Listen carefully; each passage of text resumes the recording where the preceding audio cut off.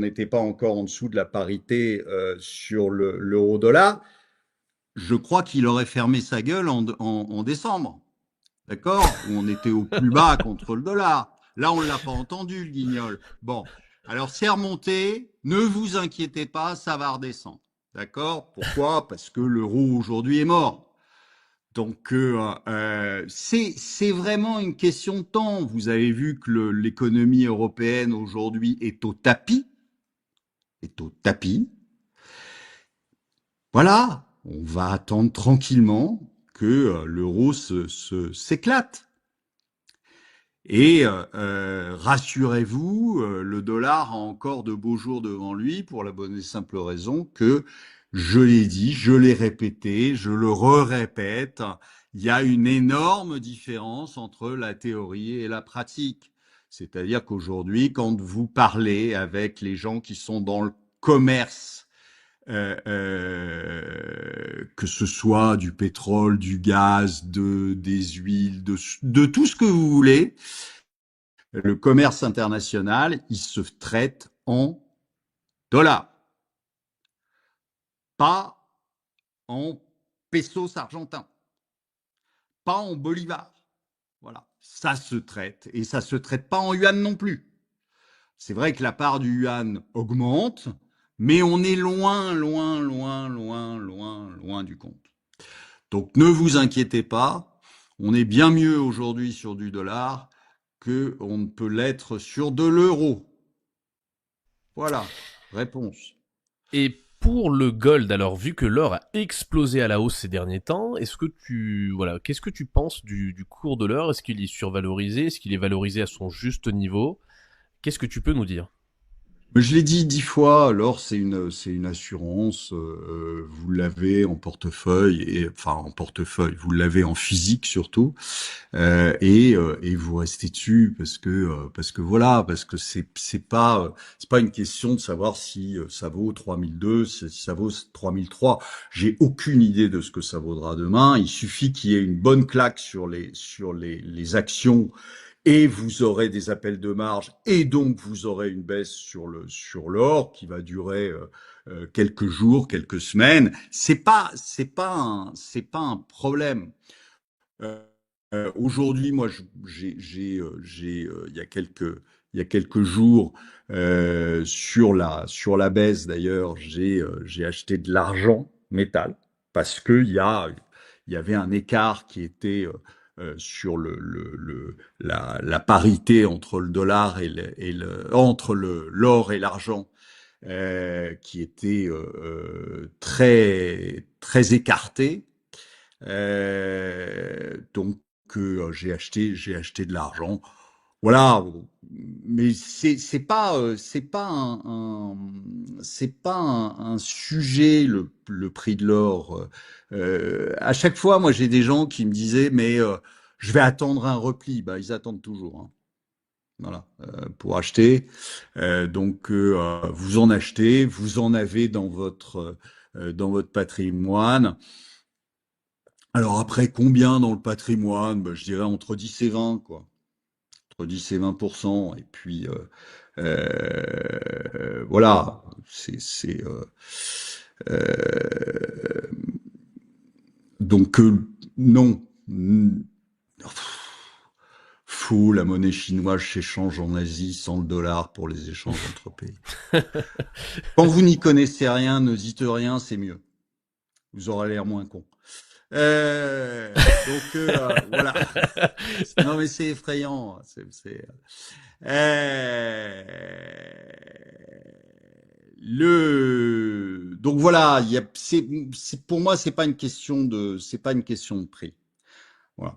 Donc vous en avez, c'est très bien. Alors, on peut peut-être rebondir sur cette monnaie asiatique.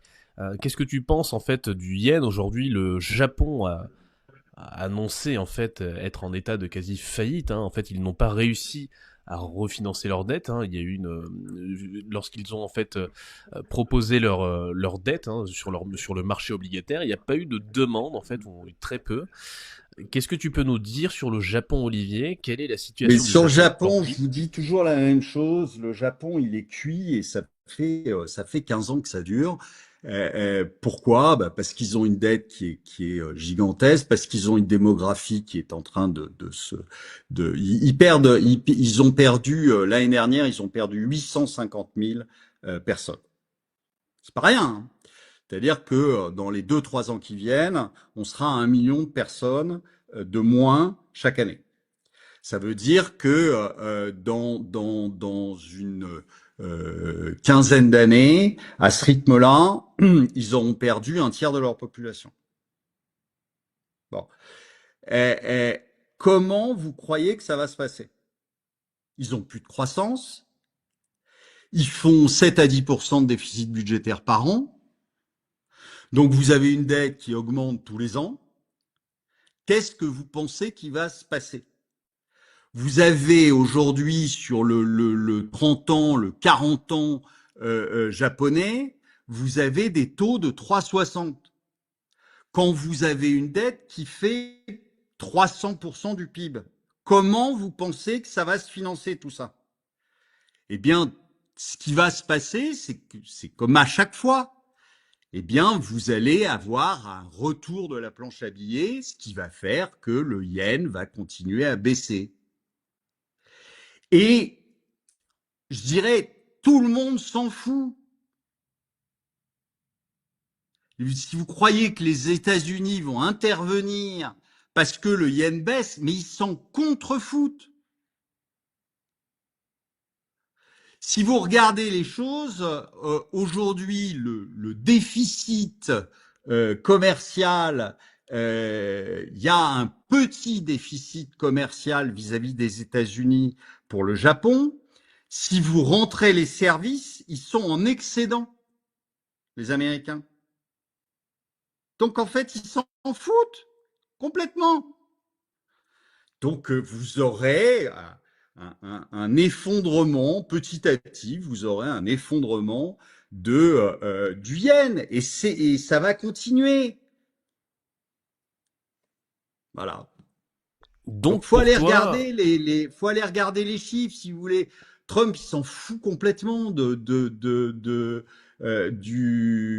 Japon et je vous dis allez regarder les chiffres. Oui, en termes de biens, en termes de biens, il y a un petit déficit, hein, c'est de l'ordre 50 de milliards, je crois, 70 hein. milliards, Ouais. à peu près. Non, 70, un petit peu plus. 70 milliards. Mais vous rentrez les services, hein, eh bien, l'excédent est de 50 milliards pour les Américains. Qu'est-ce qu'ils en ont à foutre? Rien. Donc voilà, donc c'est pas un sujet. Je vous dis, les Japonais petit à petit vont être obligés là de faire revenir les taux à zéro parce qu'ils n'auront pas le choix. Et donc voilà, donc vous avez une monnaie qui aujourd'hui vaut plus rien. Mais c'est comme ça. C'est comme ça. C'est un pays qui est fini. Enfin, quand vous avez je ne sais pas si vous avez regardé un tout petit peu les chiffres. Je vous dis, on était à 128 millions de Japonais il y a encore quelques temps. Aujourd'hui, on est à 123. Il y a 1 million de Japonais qui vont partir chaque année. Ça veut dire quoi? Ben, ça veut dire que dans quelques temps, 2035, peut-être 2040 maximum, vous aurez 20 millions de logements vides au Japon. Vous croyez que ça va faire monter l'immobilier? Non. Bah non. Bon, donc fin de l'histoire, quoi. Fin de l'histoire. La démographie, c'est quand même un truc majeur pour des économies qui sont en plus, je vous dis, totalement, enfin, avec un pays de vieux. Enfin, faut vous imaginer que la retraite, elle est à plus de 80 ans au Japon. Et que vous avez aujourd'hui probablement autour de 40% de la population qui n'a aucune épargne financière. Croyez que ça va marcher comment? Voilà, donc je vous dis, moi, Game le over. Japon, c'est vraiment un pays auquel je touche pas, quoi.